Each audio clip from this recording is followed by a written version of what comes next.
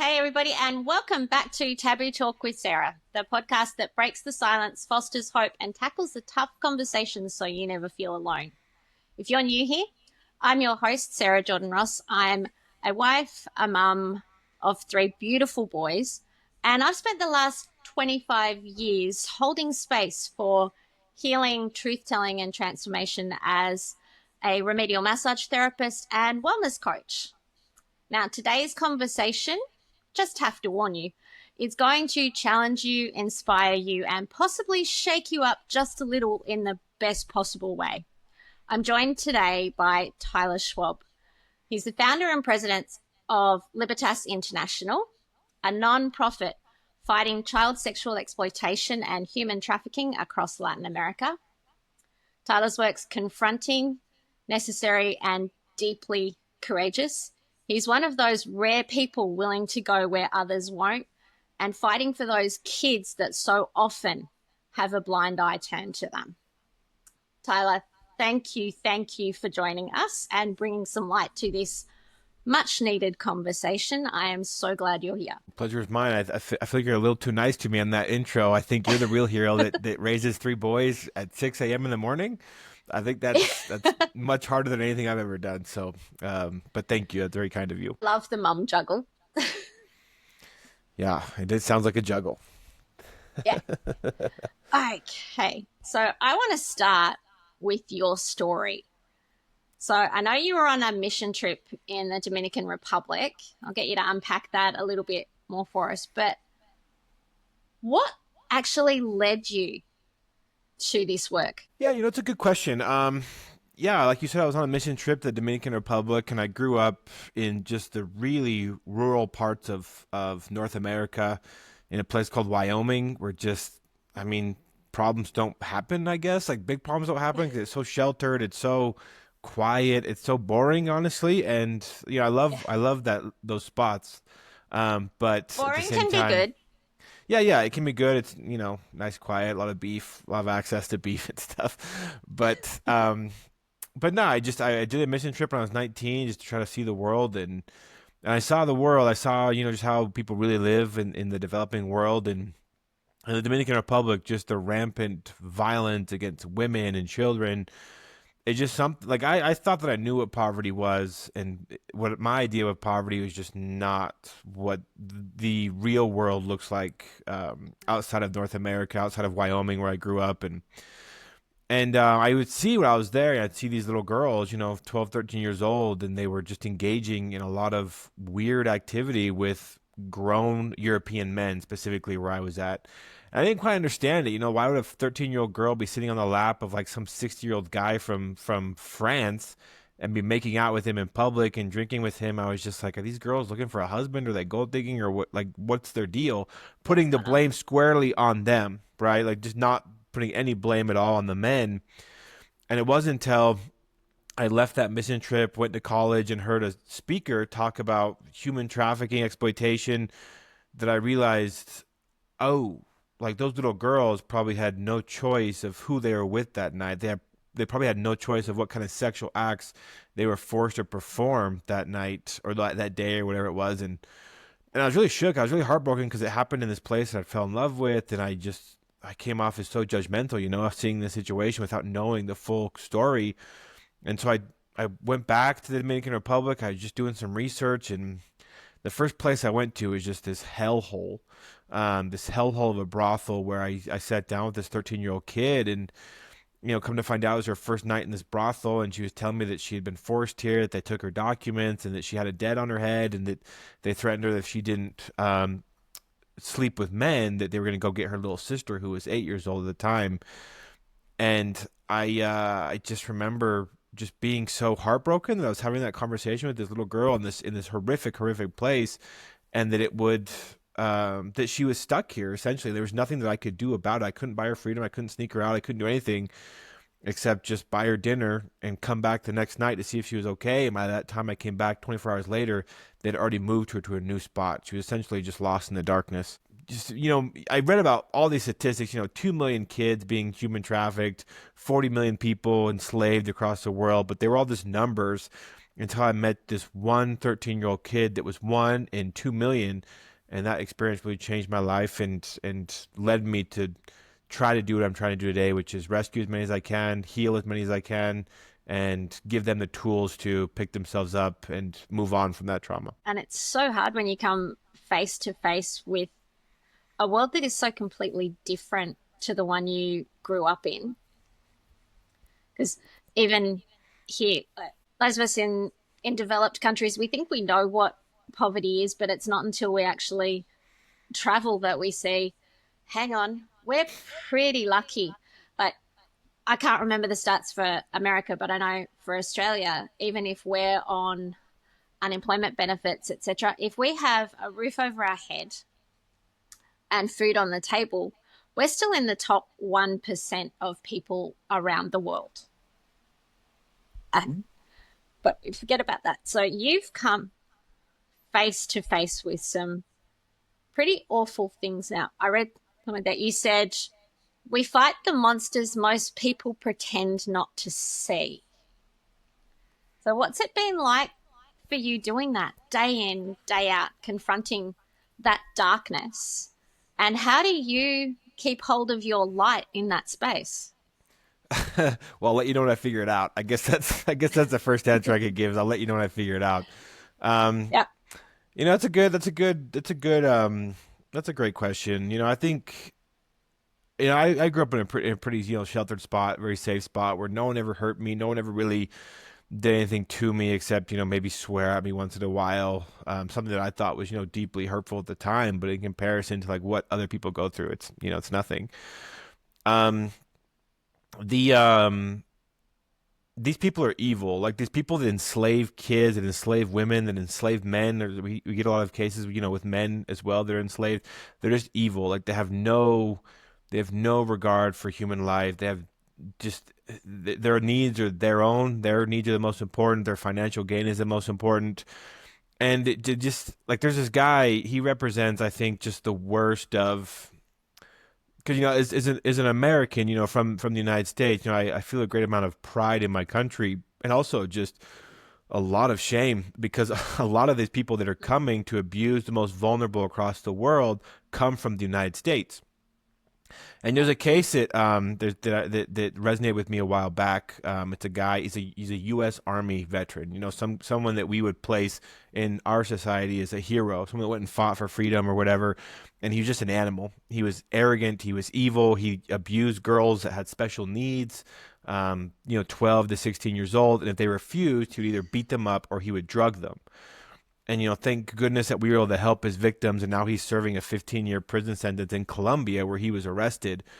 But it's just, drink to that because he's an evil, evil human being. Even behind bars, he tried to kill one of his witnesses, and we had to just intervene to save her life. Australia has the same way. I think there's something with developed countries where there's people inside those developed countries that think because they have money, that they have the right to the bodies of the most vulnerable. I think one of the most evil pedophiles in the world, like people can look this guy up. He was based in Australia, and his name is Peter Scully. He's currently serving time in an Australian jail, or not Australian, in a Filipino jail. But I had an Australian buddy that told me about him, and just reading his crimes, they're so horrific. And it's something, I don't know what it is with like people from the developed world, but there's some people in that world that believe that because they have money, they have the right to the vulnerability in the bodies of other people. And so, I guess, how do I stay sane? I take a lot of, pride in my self-care. I talk on podcasts with great people. That's always fun. I have my own podcast where me and my best friend talk about movies and stories and try to make sense of like the world around us through story. I love to hike. I love to work out. I love to play with my niece and nephew. And I have some Australian buddies actually that live where I live in Wyoming. And there's this really nice Australian bar that we go to that has, I don't drink, but they have some killer chicken wings. And so they take me out. They have some drinks and I have some chicken wings. And, just this times to just be a human, to just forget about, the darkness and just to enjoy food and drink with your friends. And this life's not guaranteed. If there's anything I've learned with this work is that your life can be put at risk. The people you care about can can leave at any second, and so you just never take a day for granted because you never know when the last day will be the last day. So all you can do is try and make each day the best that it can be. Now, you touched a little on some of those moments of hope where you were able to save people from, I can't even think of the best word for pulling people out of those situations, apart from conquering darkness and evil. But I'm sure there's some big moments of hope in amongst that. Yeah, there definitely is. Like, there's this girl that I helped rescue maybe like 6 years ago, 2018, 7 years ago, something like that, and 8 years ago. It's been a while, but she was she was 13 when I first rescued her, and she was being trafficked by the MS-13 gang in Guatemala, where she was being sold to different people, and it was all run by a local judge in her city in this little town in Guatemala. And so we went down and we worked with local police, we worked with the U.S. Embassy, we worked with all these different agencies, and we intervened on her behalf. And she was only 13 at the time. I still remember the way she was dressed. She was dressed as if she was like a 21-year-old, like out on the town on a weekend, and she was only 13 years old. So just like your brain almost is like messed up, where it's like you're dressed like this, but you're only 13. It's something I don't ever want to revisit ever again. And she hated my guts, man. She hated my guts when I showed up, because she was like, "What are you doing here? Like, what do you want? Like, we're not doing anything illegal." Which, they were being trafficked, so they weren't doing anything illegal, but their trafficker was. And I had to show on my part, for one, being a male, that I was a safe person for her to trust in after this rescue and trying to get her back on her feet and everything. And we started working together. We started working just those basic needs where, your trafficker's in jail and you're free, but we're going to live. We're going to get your water. Do you have any STDs need to be treated? Like, what is your just basic needs, and work your way up, like Maslow's hierarchy of needs. And we started working our way up. And we finally got to the point where we got her back into school, because her big thing is she always wanted to study. She always wanted to graduate with her high school class, but because she lacked the financial resources to do that, she ended up being trafficked in this trafficking ring. And so we helped her along that path. And when she was graduating, she showed me her ring. She invited me to her graduation. And a lot of the kids, like, I don't know if this is like a tradition across the world, but here, like in North America, the kids that graduate from high school get like the date that they graduate, like, inscribed in their ring. It's a thing. I didn't do it, but I guess it's a thing. And she had a date inscribed in her ring, and she showed it to me, and I looked at it, and I was like, what? Like April 8th, 2018. Like, you're graduating in 2021. Like, what did you messed up? It was the day you rescued her. Yes, yeah. It was the day that we rescued her, but I was totally oblivious. I was like, "Hey, you got to take this back. They got the wrong date in there." And she was like, "You moron. Like, it's the day that, like, I was rescued." And I was like, okay, well, that's beautiful. That's it was awesome. It's the most special ring in the world. And fast forward a couple of years, she's studying social work now. She spoke with me at the United Nations a few years back in Vienna about her experience, about her story. And it's just awesome. Like, I know I can't rescue them all. Like, there's 2 million kids, and by the time I'm in the ground, like, I'll be lucky to have made just a little dent in this. But this little girl, she represents one of the 2 million. And now she has this badass ring, and she got to speak at the UN, and she wants to study social work. And if all this effort we put in, all this money we raise, all this stuff that we do, and we just get one out, then it makes it worth it. Sometimes that's what it is. It's rescuing that one. It's making a difference to that one. I read a story once. This man sees a little girl walking along the beach, and she's playing, and it looks like she's throwing something into the water, and he can't quite figure out what it is she's doing. As he gets closer, he sees that she's actually throwing, because he's seen all these starfish on the beach. She's throwing the starfish back in. And he asks her, like, "What are you doing? Like, there's no way you're not going to be able to save them all." As she picks up another starfish, throws it, and says, "Yep, but I saved that one." And that's what it's about. We can't save the world, no, but we can make a difference to one person, to that person that's sitting next to us, to that person that's in front of us, to somebody who hears our story and then it lets them share their own, we can make a difference. So you mentioned that you took her to the UN. Do you want to unpack that a little bit more for us? Because you've worked closely with law enforcement in Latin America and you went to the UN. What kind of impact has that had for you personally, but also for your work? I that's not a place I ever thought I would be in. Is the UN, and even when I got there, I felt really out of place, honestly, because I grew up in rural Wyoming, as I've mentioned a few times, so I still have like this cowboy in me. You're a And country boy. yes, and the country boy, like it just you see your country habits come out when you're in a room as pristine and as professional as United Nations. Like even like some of my vocab, like how I would cut that word, like they would say vocabulary. I'm just like, vocab is just easier, and so you see, stuff that comes out where you're like, oh, like I might not belong here because this is so fancy. This is so, it's the United Nations, and I met people at the United Nations in the conference that I was speaking at that had worked their entire lives to get into that room and to have that microphone passed to them. People in their mid 60s or early 70s that had just been activists forever that had got themselves in that room. And I was there at 33, and I was like, this is pretty cool. Like, I think I may have made it. I think it's the right word. Like, I think I may have made it. Like, I'm actually making an impact, and what I say has meaning.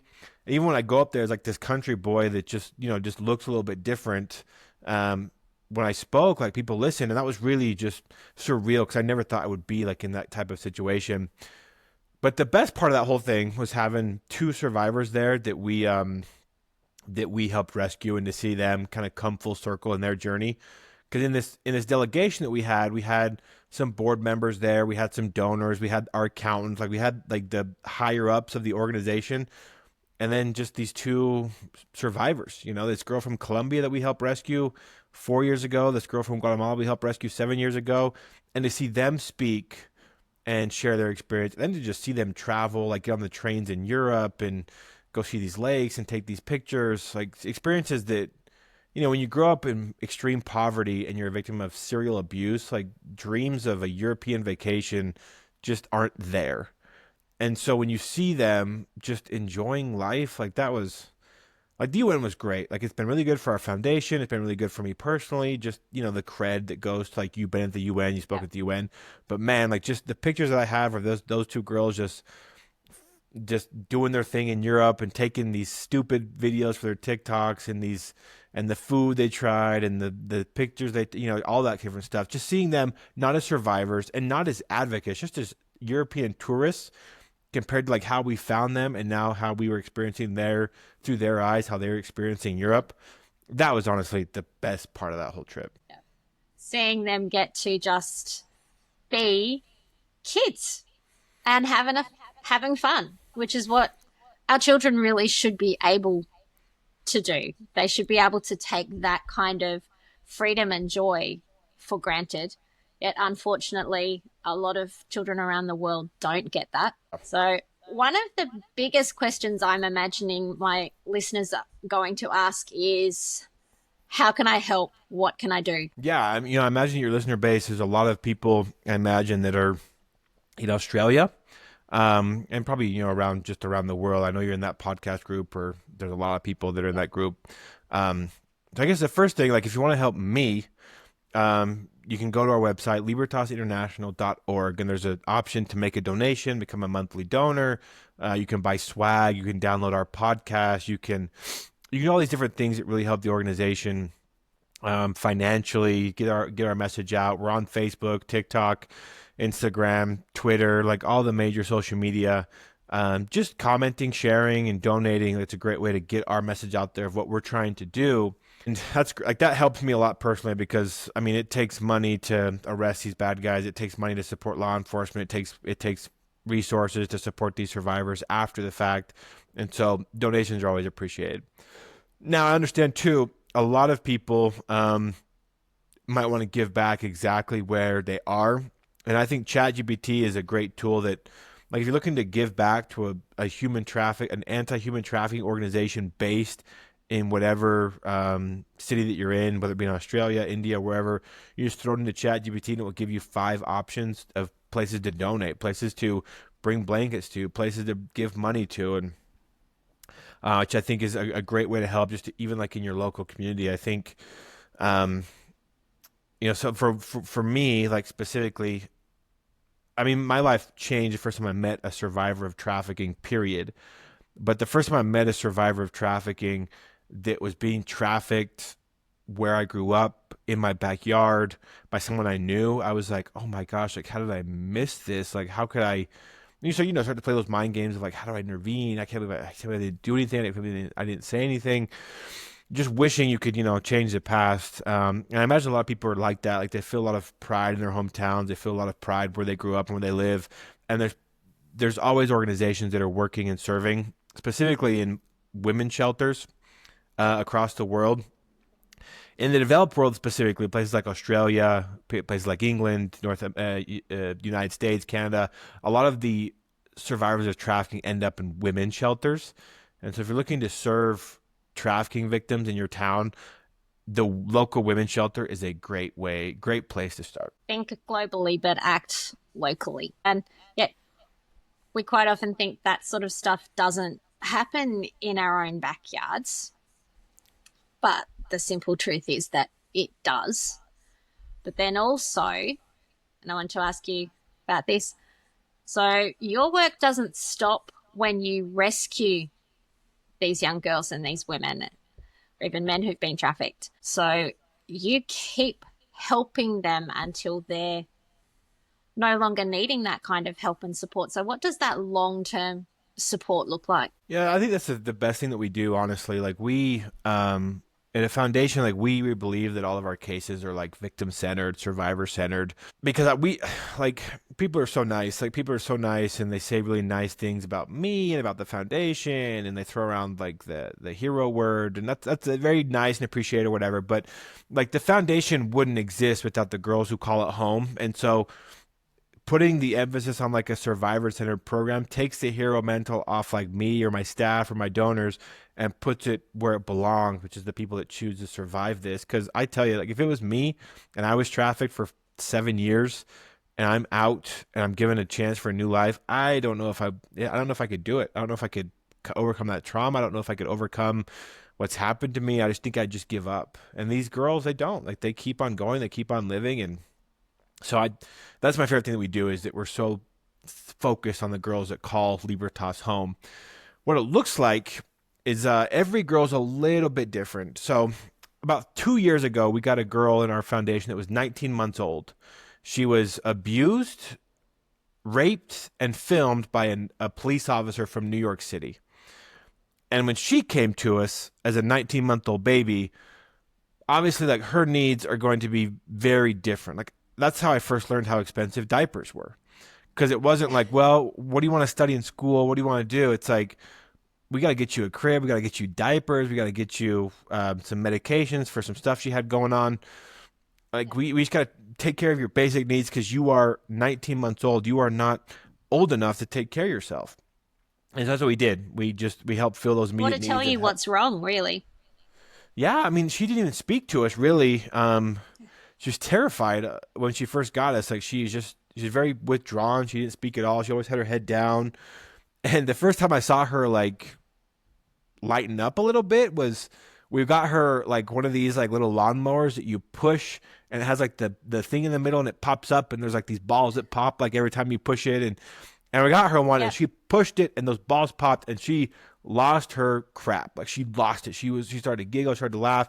Then she learned how to walk at that point, and she's pushing this little lawnmower around our office, and it's annoying as hell, and it's loud. It's just pop, pop, pop, pop, pop, pop, pop. But she's just getting all kinds of giggles out of it. She just thinks it's the coolest thing, and she's just mowing the grass, around our office, around our carpetless office with just marble floors, and she's just having a blast. And for her, like, that's what she needed to heal. I didn't know this at the time, but she just needed like someone to give her a free gift, a free toy, and be like, "This is yours. You can make as much noise with it as you want, and no one's gonna do anything, because you're a 19-month-old baby. You can do whatever you want because you're a 19-month-old baby." So, Yeah. for her, like that was how we supported her. That's a rarity in our cases. Like most of the girls that come to us around 13, 14, 15 years old. And so the first thing we do is like, are you safe? Are you safe with your mom, your dad, your uncle, wherever you're living? And is your trafficker close to you? Does he still have access to you? We work on that situation first to make sure they're safe, they're protected, they have the resources to just be able to breathe freely, which is a really important aspect of like their overall healing. Making sure like just all their physical needs are met as a human being, food, water, shelter, medicine, making sure all those are met. And then once we get past that and they're settled and they're able to breathe a little bit, you start to have conversations of like, well, what does your next 5 years look like? What does your next 10 years look like? What are you hoping to accomplish? Are you a college person? Are you a tech school person? Are you working to do the long game and like be a veterinarian? Or are you looking to do like the short game, get a makeup license and just start doing makeup right away? And we've heard all sorts of career ideas. We have entrepreneurs in our foundation that started businesses. We have a professional veterinarian. We have a lot of makeup artists. We have Uber drivers. We have all these different types of people in our foundation. And we just listen to what they have to say and what they think, and then we help facilitate the resources to help them accomplish like what they want to accomplish in their overall journey. Because we found that a survivor of slavery is truly free when they are financially independent and they're doing it in a dignified way. When they have that, that's when we've seen like, oh, these people are truly free from their trauma, from their exploitation, from all these different things. And we help facilitate access to those resources. And at the same time, on the other end, a lot of these people want their abusers held accountable. And so we bring all parties together, whether it be the United States government, the French government. We had a French case a few days ago. The French government, the Australian government, the Colombian government, whoever has some kind of stick in the fire, bring them together to hear our girl's story, and then take that information and go get the bad guy, essentially. Because once they've been heard by the law and they know that the person that hurt them is no longer free to do that to them or anybody else, there's a special kind of healing that happens, and it's just good for them. And so that's how our program works in a whole.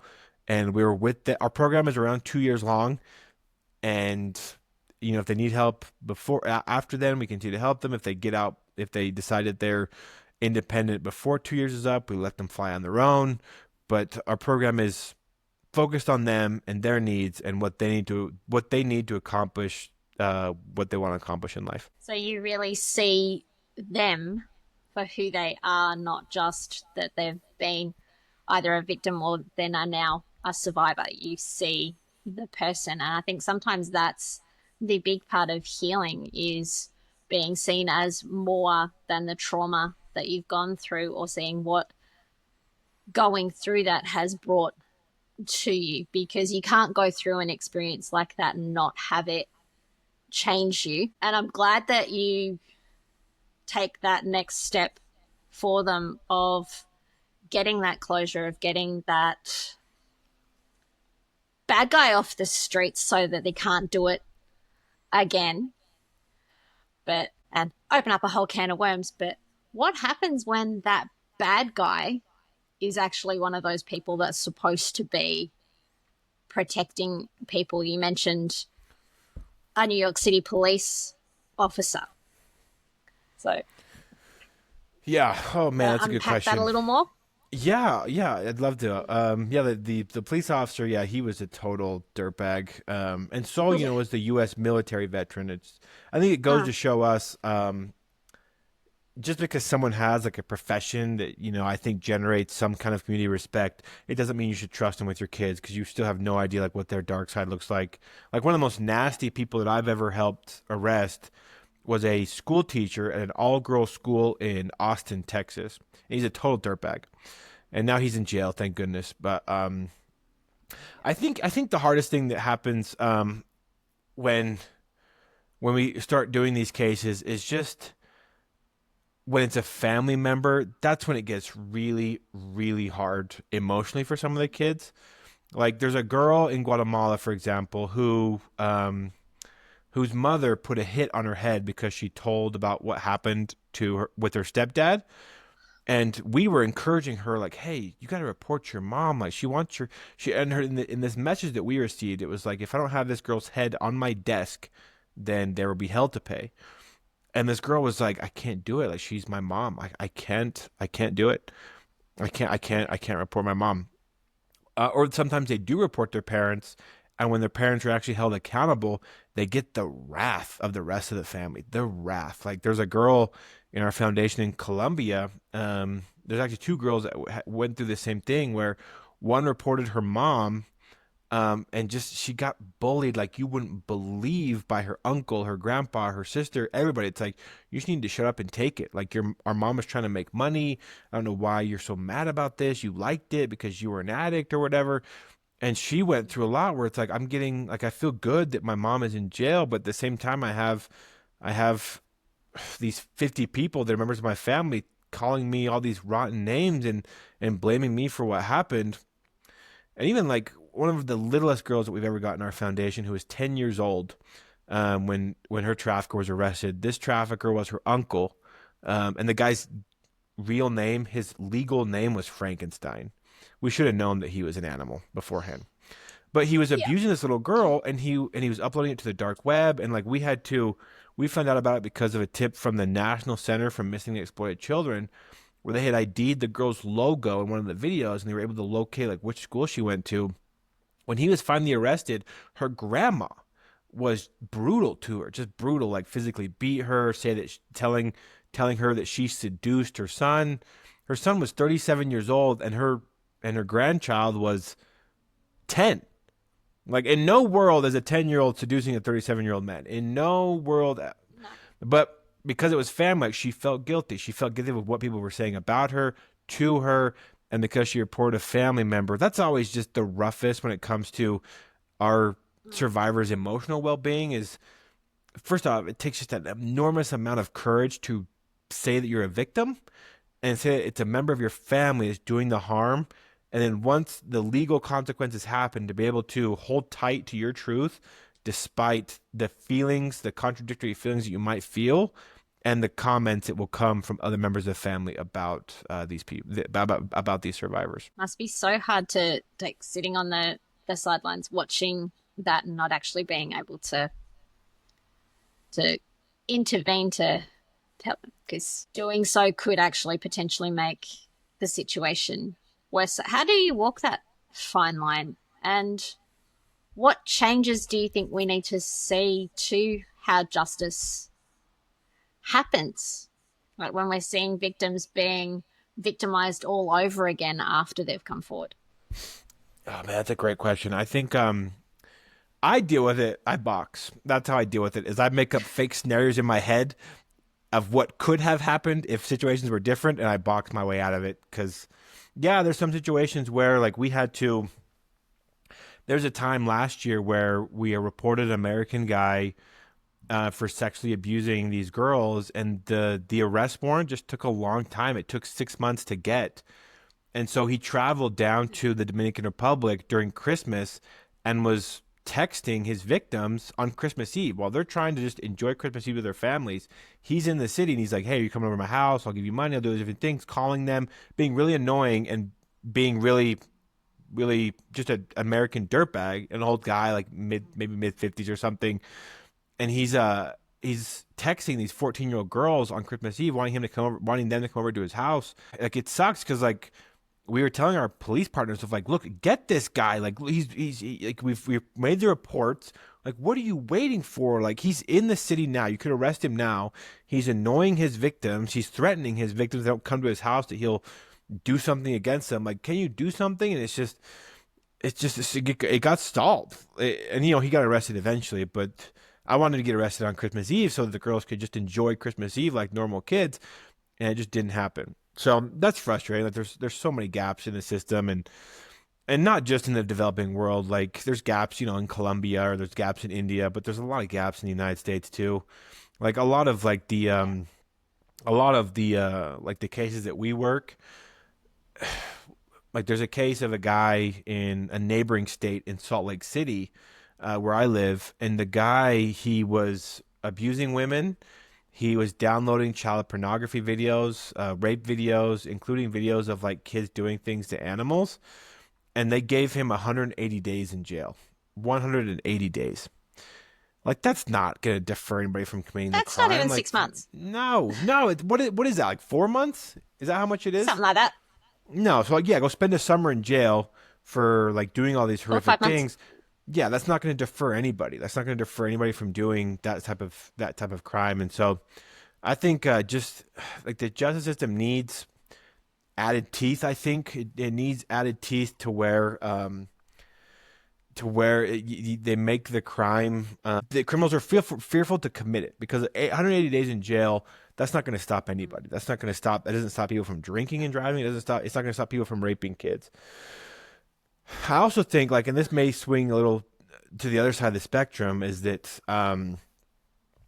there's been situations here in the United States specifically where people have made false reports, and man, that hurts a lot of like the people that are making real reports. Like, it really just is unfortunate when, especially like you get some of these high profile cases of like celebrities that say they were sexually abused on set or they were doing all these different things, and then it comes out to where that actually didn't happen, and it was more of like a chance to defame like a specific person. Like that trickles down into like our culture. Like a lot of our girls don't report because they're fearful of not being believed. And like Yeah. in the culture that we have now of just when someone comes forward, you attack their story. When someone and even worse, like when you find out that story actually was fabricated, like that's really hard for girls that have like this story built up inside them that they want to tell, but they're fearful of our current political climate or the fear of the current culture.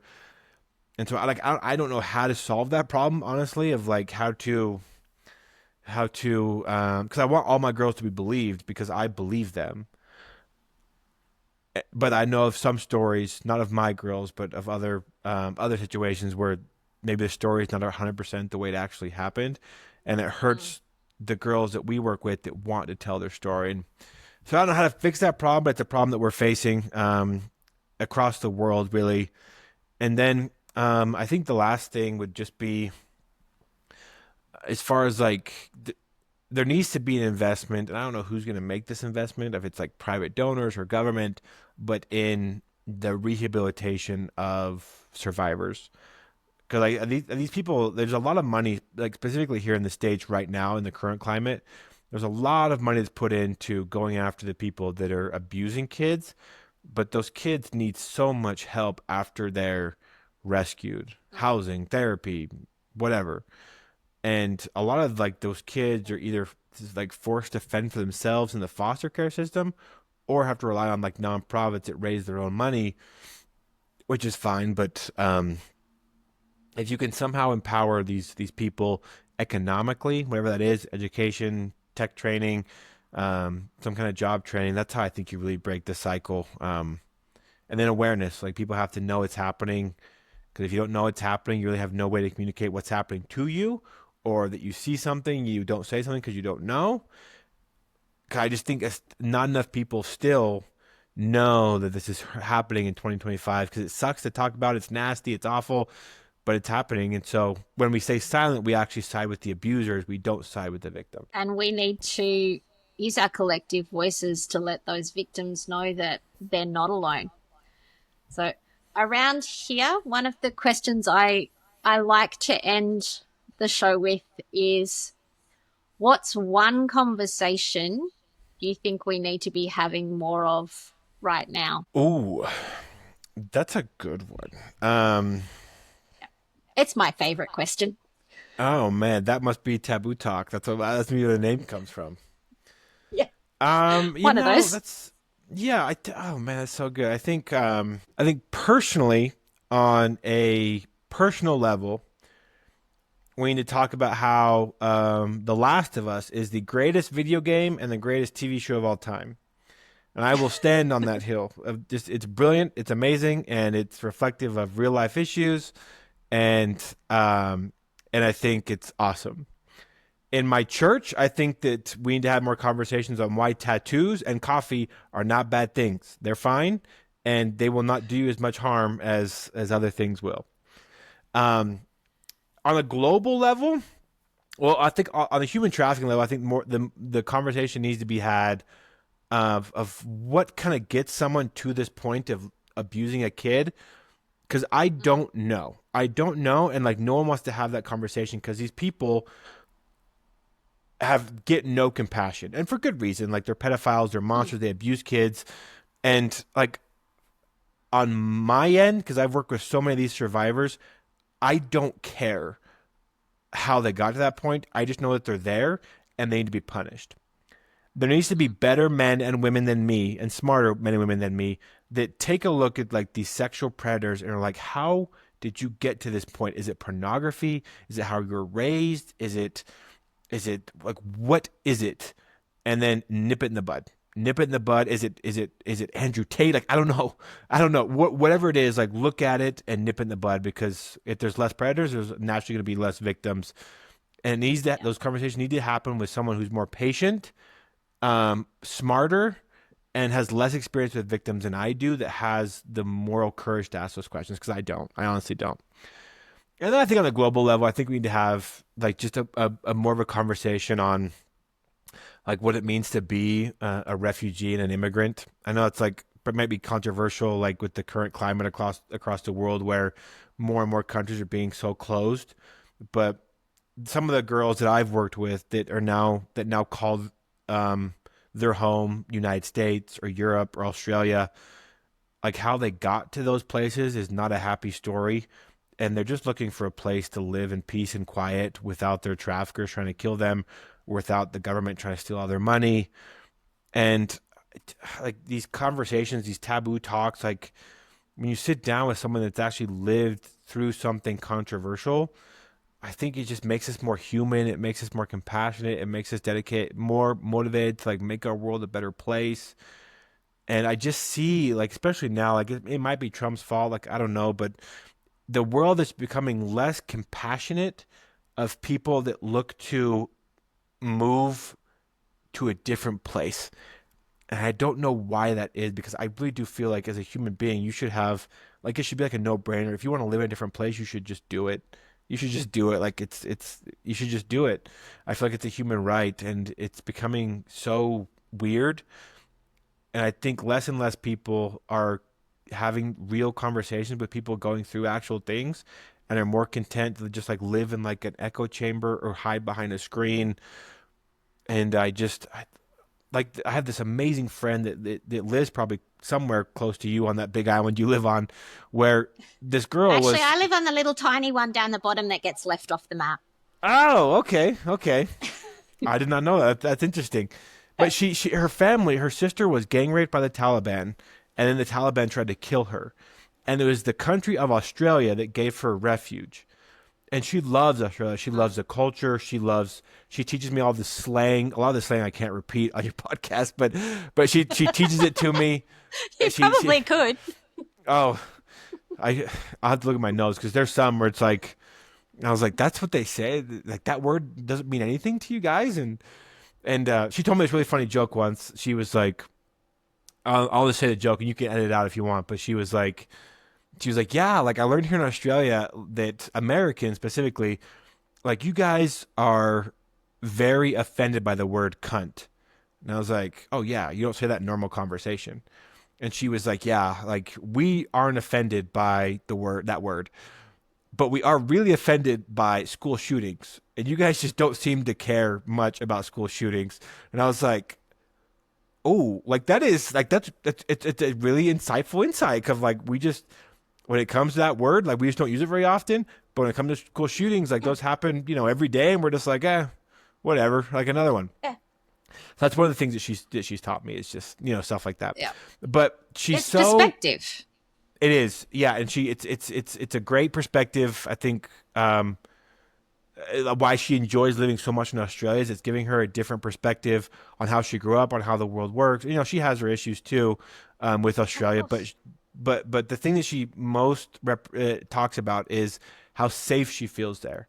and how nice it is that the Taliban is not there, and that she can get food when she wants, and that she can go outside of her house when she wants, just enjoys living as a free human being. And I was just like, that's cool. And you wouldn't know that unless you knew her story of where she came from and why she wanted to leave where she grew up and where she's found this home in Australia. And so I think it's awesome. And so those are the conversations I think I would have. Lots of big ones. So Yep. let's see, little recap. We need some really smart person to figure out how these monsters are created and what we can do to stop creating them. And we need to create those spaces where victims actually do feel safe, where they can move past what they've been through and thrive out of that, not just survive their trauma, but actually heal from it and go on to create great lives that they deserve to have. Yep. And we need to look at things from a different perspective sometimes, because the lens that we look at things through, it just might be a little clouded by our experiences or more what we haven't been through. And it's so easy to judge someone who's different from us or who looks different to us or has been through a different experience and have those differences make them less, rather than seeing where we're the same. And I tend to think of it, most people, no matter where you're from, we have more things that actually could unite us and connect us than there is that divide us. But we spend so much time looking at the divide rather than looking at how we can build those bridges. Yeah. Yeah, 100%. That I would agree 100% with that, especially like that last statement is there's so much that connects us, like the love of family, the love of beer, the love of just, just looking to have a good time on this planet and be safe and to love the people that love us and to be with our people. And people will find the dumbest difference. Like I had there's this person that I used to be friends with, and he got really pissed off because he's a Christian. He's very, very Christian, which is great. And he believes that when the bad guys go to hell, they get just annihilated. Like they just become no more. Their souls get annihilated. There's just nothing left of them. And he stopped being a friend with his brother-in-law because his brother-in-law believed that when you go to hell, you stay there for all eternity. You just suffer in hell for all eternity. And Constant they stopped punishment. talking. Yes. There's like the eternal conscious torment and the annihilation about what happens when the bad guys go to hell. And they stopped talking over this. And I was like, bro, that is the dumbest thing I've ever heard in my life. Like, who gives a crap? Like, what happens to the bad guys once they go to hell? Where they get tortured, where they get obliterated? Why do we care? Whatever the plan is, if there's a plan, is going to happen no matter what you think. This really isn't worth losing a friendship over. But as humans, like, they just get stuck on these weird little things that how we're divided or how we believe is different or whatever, or what we think the government should do with our taxes. And when I really think that, like you said, like there's so much more that connects us, like the love of your kids, the love of your family, the love of a good glass of beer, a good movie, a good walk in the woods, a nice friendly planet to live on. I think there's just so much more that unites us and divides us, and we just need to focus more on that and have conversations like this with other people. I think that's a perfect note for us to wrap things up on, although I could quite happily keep conversing about what's wrong with the world and what we can do to fix it, because I tend to think, and that is part of why I started the show, if we have more conversations like this, we might actually start seeing things shift, because so often we're going through stuff, but we just don't talk about it. And yeah, we don't have those conversations of, well, I see things this way, you see things that way. Where can we find that common ground? And I think it's that common ground that we'll find that healing on. But I want to thank you for showing up and for sharing your stories and for showing up for those kids in the way that you do, because it's not something that everyone can do, because we're not all wired the same way. And while that is a beautiful thing, and I know you don't like being called a hero, so we won't do that, but I think some of your actions would be called heroic, in that you are rescuing girls who need somebody to rescue them, but then you are also helping them to then rescue themselves. And for the reminder that silence is not neutral. When we see bad stuff happening but we don't say anything, we're siding with the bad guys, and we need to stop siding with the bad guys. So to everyone listening, this is one of those episodes that doesn't end when you hit the pause button. Let it move you. Let it call you to action. I'll include links to Tyler's organization, Libertas International, in the show notes, where you can learn more, donate, volunteer, or just take the next step. And it doesn't have to be with Tyler's organization. Find somewhere locally that you can make a difference. And until next time, take care of yourself, take care of each other. And remember, your story matters, so share it. Your voice matters, so use it. And you're not alone.